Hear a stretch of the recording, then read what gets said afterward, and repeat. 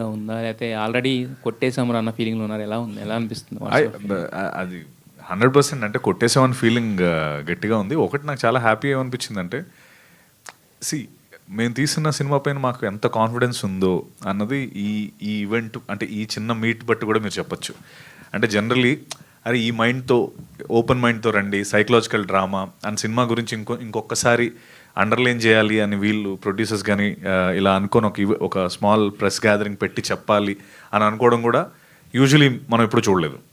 So that proves మేమందరం ఎంత కాన్ఫిడెంట్గా ఉన్నాం. But it just that okay, కొంతమంది ఎక్కడో మేము కొన్ని కమెంట్స్ చూసినప్పుడు కానీ ఓకే ఏదో హారర్ అనుకుంటున్నారు, లేకపోతే ఇలా ఆ ఎక్స్పెక్టేషన్స్ కాకుండా అసలు మా సినిమా ఒక సైకలాజికల్ డ్రామా అన్నది క్లియర్గా అండర్లైన్ చేసి నిజంగా కానీ ఇది ఒక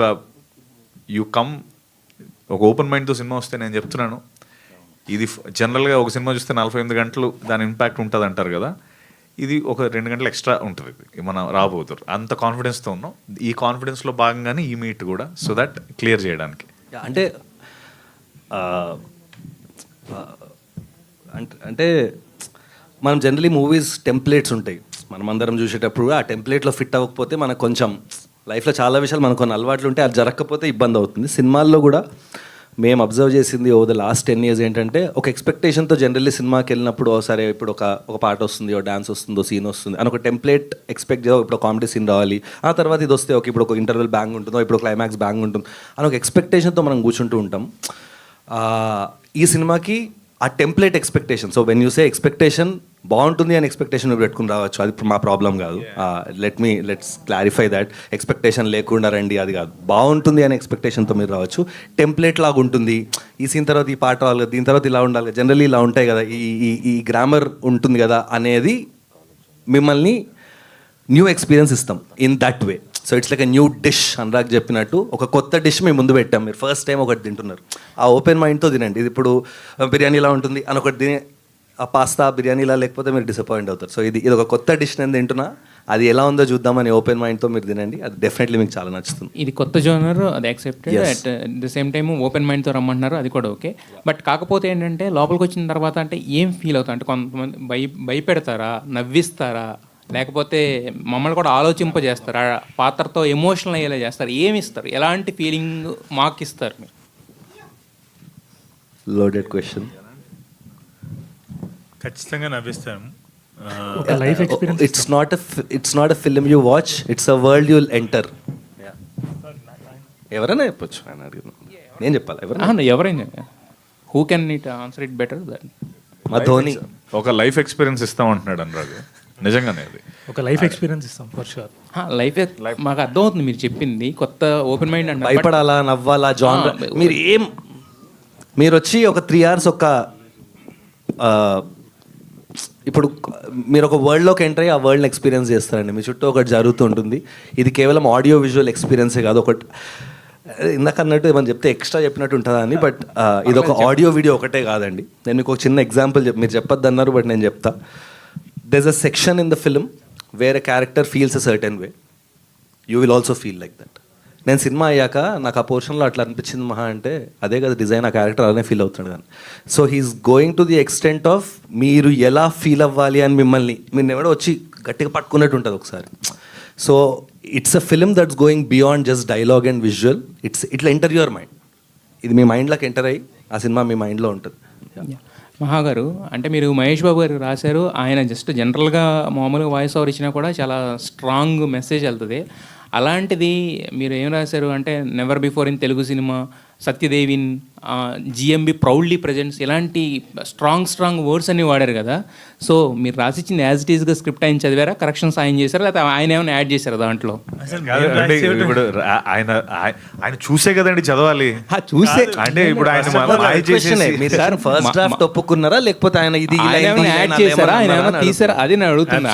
చూడకుండా చదివారా అని అంటలేదు కదా. Absolutely zero sir. నన్ను టోనాలిటీ కోసం ఆయన ఏదైతే అనుభూతి చెందారో అది అనురాగ్ గారికి చెప్తే, అనురాగ్ నాకు చెప్తే టోనాలిటీ కోసం ఆ సినిమా టోన్ నాకు తెలుసు కాబట్టి, ఆ లాంగ్వేజ్ నాకు తెలుసు కాబట్టి ఆ లాంగ్వేజ్లో నేను పెట్టాను. కానీ అబ్సల్యూట్లీ ఎవ్రీథింగ్ వాజ్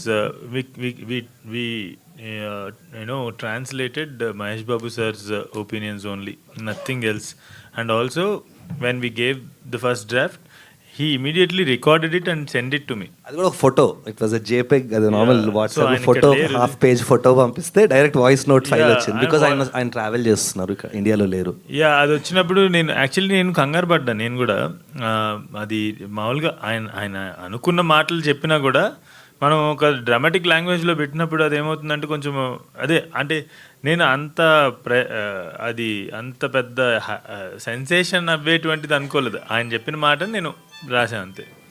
సో ఇలా కొంచెం డ్రామాటిక్ లాంగ్వేజ్లో పెట్టినప్పుడు అది సెన్సేషనల్గా వినిపించే అవకాశం ఉంటుంది. నేను కూడా మహేష్ సార్ వుడ్ దాన్ని ఏమైనా ఎడిట్ చేయమంటారేమోలే అని చెప్పి మేము మొదటి డ్రాఫ్ట్ పంపించాం.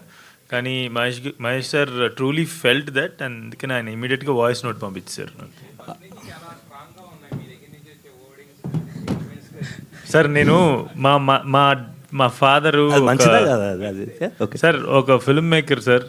ఈ మాటకి నేను ఇప్పుడే ఇంతమంది ప్రెస్ నేను ఏ రోజు కలవలేదు. ఇదే మొదటిసారి కలవటం. మొన్న కలవసాను. నా ఇంత ముందు సినిమాలకు కూడా ఎప్పుడు స్టేజ్ మీదకి వచ్చింది కానీ ప్రెస్తో సంభాషించింది కానీ తక్కువ.